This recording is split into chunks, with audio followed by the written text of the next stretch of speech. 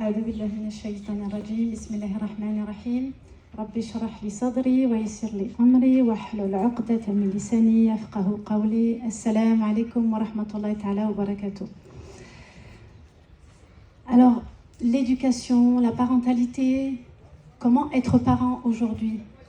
À travers quel outil, à travers quel message, quelle transmission, comment être parent? Eh bien, le prophète alayhi salatu wassalam nous l'a montré. Et c'est à travers son héritage éducatif, héritage parental, que nous allons puiser tous les outils dont nous avons besoin dans notre façon de faire en tant que parents. Alors Allah subhanahu wa ta'ala, il nous dit dans la sourate 3, verset 110, « Vous êtes la meilleure communauté suscitée aux hommes, parce que vous commandez le bien et vous condamnez le blâmable. » Est-ce que nous sommes la meilleure des communautés aujourd'hui? On est loin d'être la meilleure des communautés. Pourquoi? Parce qu'on ne respecte pas l'héritage que le prophète alayhi salatu wassalam a laissé. Et la base de tout, c'est l'éducation. C'est comment est-ce que je vais éduquer ces générations, mon enfant, les enfants dont j'ai la charge, pour qu'ils deviennent des personnes responsables dans une société quelle qu'elle soit. C'est de notre responsabilité. Et le prophète alayhi salatu wassalam, il nous dit que chaque enfant vient au monde avec la fitra. La fitra, c'est cette prédisposition à croire en Allah subhanahu wa ta'ala. Donc chaque être humain la possède en lui dès la naissance.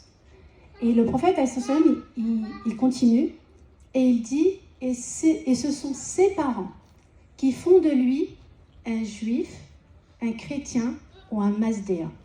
Là, le prophète, il n'a pas dit, ce sont ses parents qui font de lui un musulman. Parce que toute personne qui naît est déjà soumise à Allah subhanahu wa ta'ala.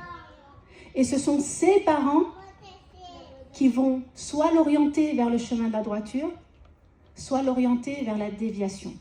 Donc la responsabilité première, c'est vous, parents. Vous avez une très lourde responsabilité quant au devenir de vos enfants. Et donc bien sûr que nous n'avons pas reçu, nous, en tant qu'adultes maintenant, tous ceux qui sont là, parmi nous, là, adultes, on n'a pas reçu cette éducation qui nous permet de grandir comme étant des êtres forts. Nous avons grandi avec des fragilités, une vulnérabilité qui a fait de nous des personnes, eh bien, pas sûres d'elles-mêmes, pas capables d'agir pour le bien déjà d'elle-même, de sa famille et de la société. On ne peut pas en vouloir à nos parents. Nos parents nous ont donné ce qu'ils ont reçu et ils ne peuvent pas nous donner ce qu'on n'a pas reçu. Le problème, c'est que nous reproduisons les mêmes schémas. Et maintenant, c'est à nous, quand on prend conscience, de briser justement cette chaîne où on reproduit constamment les mêmes schémas éducatifs.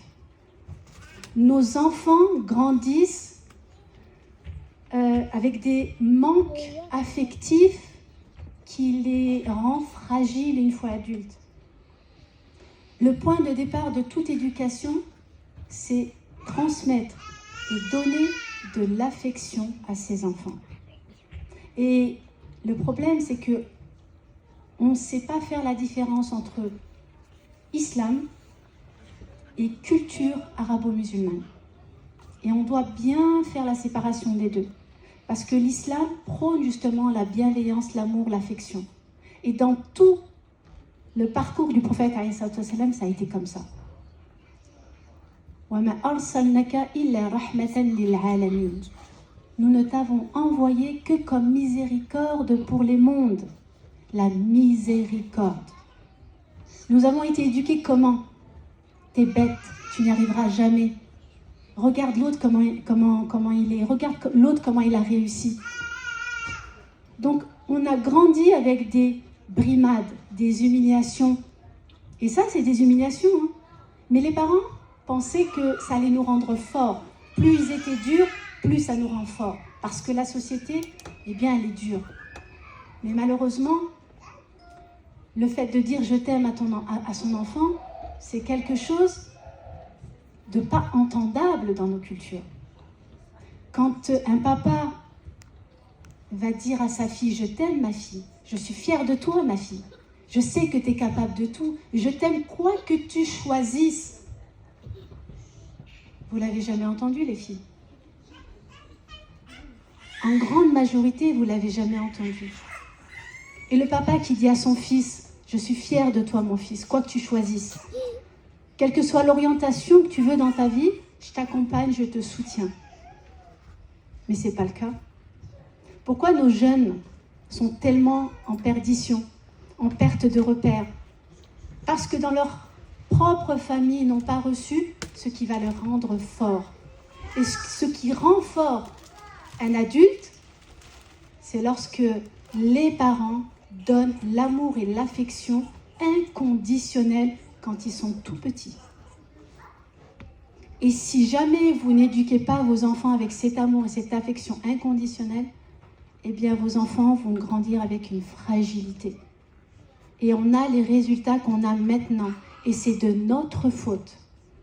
Et nous en paierons la responsabilité le jour du jugement, devant Allah subhanahu wa ta'ala. Mais il y a encore une autre chose. Peut-être que ça va vous choquer ce que je vais vous dire, mais c'est une réalité, c'est une vérité. Le problème de la femme, c'est d'abord la femme. Pourquoi? Parce que c'est elle qui éduque. Et malheureusement, elle reproduit les schémas qu'elle a connus. Elle est influencée par sa famille, par son éducation, par l'entourage, par le regard des autres. Vous devez prendre conscience que vos enfants sont votre responsabilité. Et qu'importe ce que pensent les autres autour de vous, ce qui est juste, vous devez le faire. Oui, je dis à ma fille, je t'aime. On se moque de moi, et alors? Ma priorité, c'est mes enfants. Parce que n'oubliez pas que la porte qui va vous faire entrer au paradis, c'est l'éducation de vos enfants. On n'arrête pas de dire, vous devez obéir à vos parents. Vous devez ceci, vous devez cela à vos parents. Mais on oublie toujours de parler des enfants. Si on joue notre rôle de parents vis-à-vis de nos enfants, alors oui, nos enfants nous le rendront. On ne peut pas imposer à nos enfants des choses si nous-mêmes, on ne le fait pas. On exige de nos enfants qu'ils soient droits, qu'ils ne mentent pas. Mais malheureusement, nous-mêmes, en tant qu'adultes, on ment. On ment. Ils nous voient mentir, nos enfants. Et donc nous, on leur dit de ne pas faire ceci. Mais ils nous voient y faire. Nous sommes un modèle pour eux et ils reproduisent le schéma parental qu'ils voient. Un couple qui se dispute, un couple qui ne va pas bien. Vous pensez que les enfants ne sont pas impactés? Les enfants sont impactés et ils se détruisent de l'intérieur. Ils sont en insécurité à l'intérieur. Et comment croyez-vous qu'ils vont grandir? Eh bien, ils vont reproduire le schéma qu'ils voient à la maison. Donc, vous avez une telle responsabilité que vous ne pouvez imaginer. Moi, je reçois des messages de jeunes qui ont 12, 13, 14. Parce que je suis sur les réseaux, je suis sur Instagram, sur TikTok pour les jeunes. Avec ma fille, on fait des vidéos justement pour interpeller les jeunes dans leur questionnement. Et donc oui, on me pose des questions. Quand j'ai parlé des relations hors mariage, qu'il fallait un cadre pour ça, je reçois des messages et ils me disent « mais j'ai 12, j'ai 13 ans, j'ai 14 ans, mais je ne savais pas que c'était interdit. Je ne savais pas qu'il fallait un cadre. Mes parents ne me parlent pas. » La question de la sexualité, elle est importante aussi. Mais tout est tabou chez nous. Comment voulez-vous que vos enfants grandissent de manière équilibrée si tous les sujets, on doit les taire? Il y a énormément de choses à faire et on doit prendre conscience que c'est nous, les adultes, qui avons le plus gros travail à faire. Le plus gros travail, c'est vous, les parents. Les enfants ne font que suivre. Quand on me dit « mon enfant est insupportable », mon enfant crie, pleure, me tape, casse tout, je ne sais plus quoi faire. Qu'est-ce que je dois faire? Eh bien, moi je ne parle pas de l'enfant. Je parle de l'adulte, je parle aux parents.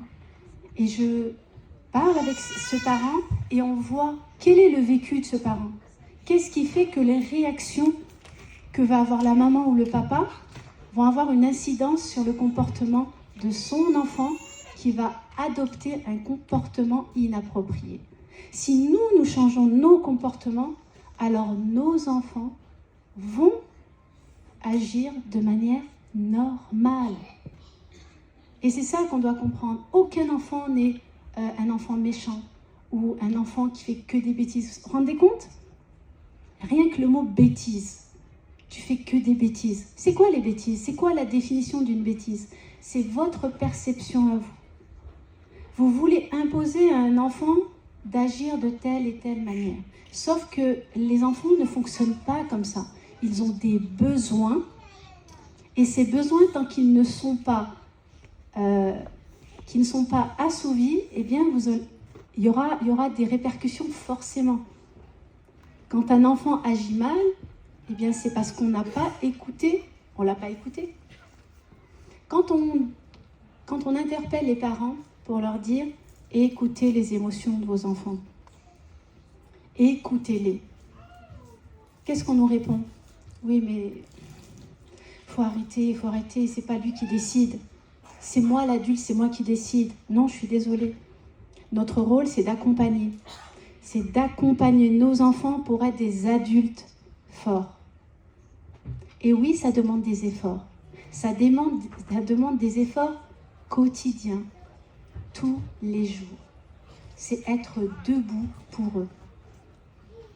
Quand vous décidez d'avoir un enfant, réfléchissez à 10 fois. Bien sûr, c'est Allah qui donne, mais c'est vous qui faites les causes.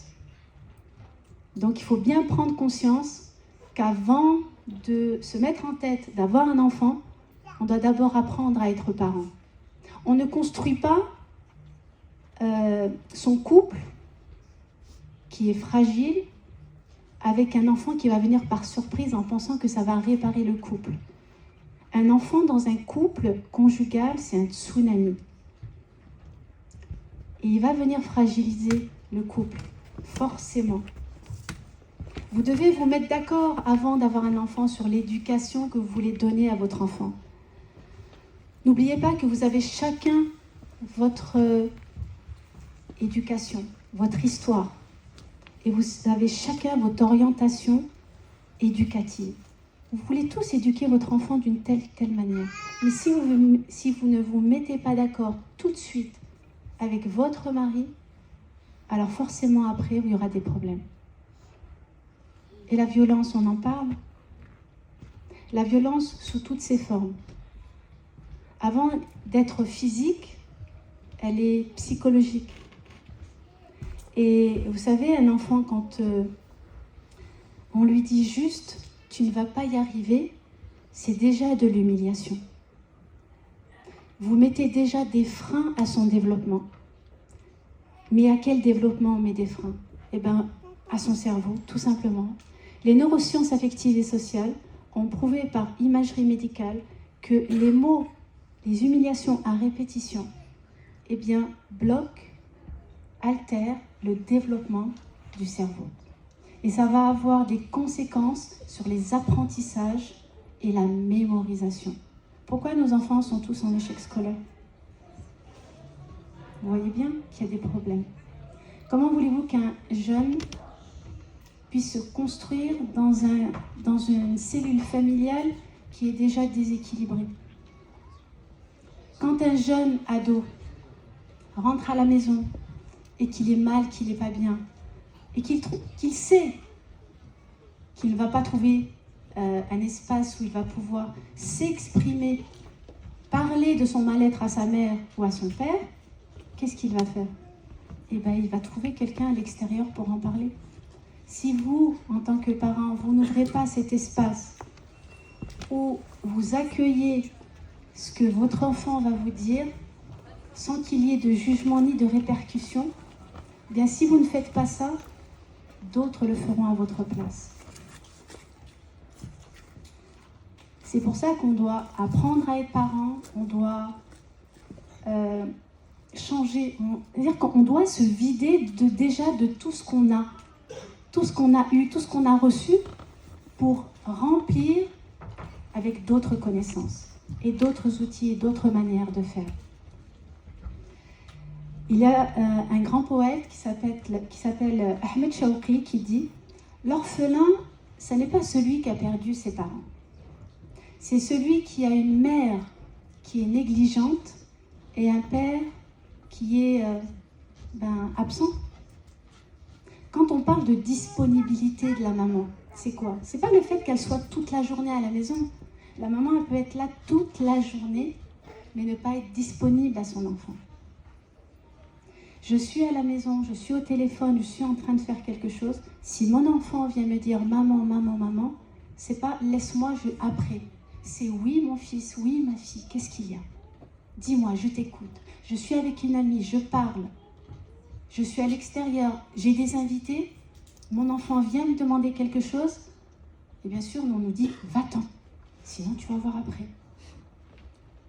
Mais non, vous devez faire quoi? Oui, mon cœur, oui, mon fils, oui, ma chérie. Oui, je le dis, et je m'arrête, je stoppe tout. Qu'est-ce qu'il y a? Dis-moi, je t'écoute. Et oui, ils vont venir, mais parce qu'ils ont besoin de ça. Votre enfant, quand il vient vous solliciter, c'est qu'il a envie de valider que vous l'aimez toujours. Oui, mais je l'aime. Non, n'oubliez pas que vous êtes adulte, votre cerveau est terminé. Lui, il est immature. Et ce qui va le nourrir, c'est justement de remplir son réservoir affectif. Et son réservoir affectif, il va toujours vous solliciter pour pouvoir vérifier qu'il y a toujours cet amour entre vous et lui. Et donc, comment est-ce qu'on remplit le réservoir affectif de son enfant? C'est les câlins. C'est lui dire de belles paroles, valorisantes, positives. Enlevez toute parole négative et surtout, arrêtez de crier sur vos enfants. Parce que lorsque vous criez sur votre enfant, vous savez ce qui se passe? C'est comme s'il recevait un coup physique sur la tête. C'est exactement la même chose. Et ça bloque le développement de son cerveau. Donc arrêtez de crier parce que crier ne lui apprend absolument rien. Il va juste apprendre à reproduire le même schéma. Bien sûr que vous êtes fatigué, vous êtes épuisé, que vous n'en pouvez plus parce que parfois vous travaillez, vous avez plusieurs enfants, vous avez peut-être une situation conjugale qui est compliquée. Mais n'oubliez jamais qu'il y a une priorité, c'est votre enfant. Mais dans tout ça, c'est beau, c'est facile à dire. N'oubliez jamais que lorsque vous êtes dans des situations qui sont compliquées pour vous, demandez à Allah. Allah, c'est lui qui va vous faciliter. Créez ce lien de connexion avec Allah subhanahu wa ta'ala pour qu'il vous facilite dans l'éducation de vos enfants. Ne minimisez pas l'impact des invocations sur votre vie. Il est important, c'est celui qui va nourrir votre force au quotidien. Donc il est important de ne pas oublier cet aspect spirituel qui va vous garder à l'équilibre.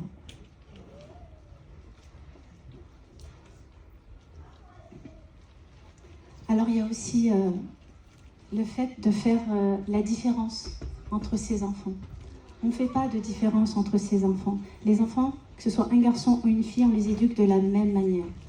Et on m'a dit, non, on n'éduque pas les garçons et les filles de la même manière. Voilà ce qu'on m'a répondu. Et en quoi on éduque les filles et les garçons différemment? Oui, mais lui, c'est un garçon, il peut faire ce qu'il veut. Eh bien non, il ne peut pas faire ce qu'il veut. On a les mêmes règles, on a les mêmes devoirs, et on doit les éduquer de la même manière parce qu'ils doivent suivre un chemin, et c'est le même chemin qu'on doit suivre. Les règles sont les mêmes pour les deux. La fille, elle n'est pas née pour s'occuper, pour nettoyer le linge de son frère, ou de faire sa chambre, ou de lui préparer le repas. Lui aussi, il a des mains. Lui aussi, il a cette capacité de pouvoir se faire chauffer à manger, de ranger son linge sale, ou d'aller ranger sa chambre. Pourquoi est-ce que vous allez ranger la chambre de vos enfants? Pourquoi est-ce que vous ne leur apprenez pas tout simplement à faire tout seul? Vous ne devez pas faire à leur place, vous devez leur apprendre à faire. Parce que quand vous leur apprenez à faire, eh bien quand ils seront grands, ils vont faire. C'est pas une fois qu'ils ont 15 ans que vous venez vous plaindre, je suis malade, je suis fatiguée, mon enfant, ma fille, mon fils ne m'aide pas. Ils me voient que je suis fatiguée, ils voient que j'en peux plus, mais ils ne m'aident pas, ils n'ont pas de cœur. Non, c'est pas qu'ils n'ont pas de cœur, c'est parce que vous leur avez pas appris. Tant que vous n'apprenez pas à vos enfants, eh bien, ça ne deviendra jamais un automatisme. C'est comme la prière. La prière, on commence à l'apprendre à 7 ans. Et pourtant, ça n'est pas une obligation. À 10 ans, c'est toujours pas une obligation, mais on doit recadrer et resserrer un petit peu le cadre. Et ce n'est qu'une fois à la puberté que la prière devient obligatoire. Ça veut dire que entre 7 et 10 ans, vous voyez, il y a 3 ans, l'enfant il doit s'habituer à une routine. C'est-à-dire qu'on ne force pas, on initie un enfant à la prière. On lui apprend qu'il y a des horaires bien précis. C'est-à-dire que même s'il fait mal ses ablutions, même s'il fait mal la prière, c'est pas grave. Le principal, c'est qu'il sache, qu'il ancre en lui qu'il y a des horaires précis dans la journée pour faire la prière, pour être au rendez-vous avec Allah subhanahu wa ta'ala. Et ensuite, à 10 ans, bien sûr, on va commencer presque à arriver à la préadolescence. Et donc là, on resserre un petit peu le cadre. On resserre, on devient un peu plus regardant. Et ensuite, à la puberté, eh bien, tout va rouler tout seul. Si vous commencez à éduquer votre enfant en lui disant que si tu ne fais pas ci, si tu ne fais pas ça, si tu me désobéis, Allah, tu auras les répercussions dans Allah subhanahu wa ta'ala. Tu seras puni, tu n'auras pas, tu vas faire ci, tu vas faire ça. Ben, vous l'éduquez avec un Dieu qui est dur, intransigeant. Et croyez-moi, quand il sera adolescent, quand il aura 17, 18 ans, il sera capable de vous faire face, et bien il vous dira, ta religion, j'en veux pas. C'est arrivé à combien? Personne ne veut d'un Dieu qui est dur, qui est intransigeant. C'est pour ça qu'on doit éduquer nos enfants avec un créateur qui est Rahman Ar-Rahim. Et tout ça, tout dépend de la manière dont la manière que vous allez adopter avec lui. Je ne sais pas si c'est... J'ai encore du temps? Ouais, 2 minutes. Alors bien sûr, pour changer ses comportements, ça va demander des efforts. Et ça, vous devez en être conscient. C'est des efforts au quotidien. Les choses ne changent pas du jour au lendemain. Et ces efforts-là, vous allez les faire jusqu'à ce que votre enfant ait 18, 20, 21, qui parte de la maison. Et encore, une fois qu'il part de la maison, il y a d'autres problèmes. Donc vous voyez, à partir du moment où vous avez un enfant, c'est jusqu'à la fin. Jamais vous n'arrêtez. Bien sûr, chaque période de développement est différente. Chaque accompagnement est différent. Mais vous allez devoir déployer des efforts. Et si vous adoptez l'éducation positive, bienveillante, alors vous allez avoir le fruit de votre éducation. Et tout va aller bien. Mais vous devez avoir des efforts et être constant dans le changement que vous voulez opérer. La patience, c'est très important.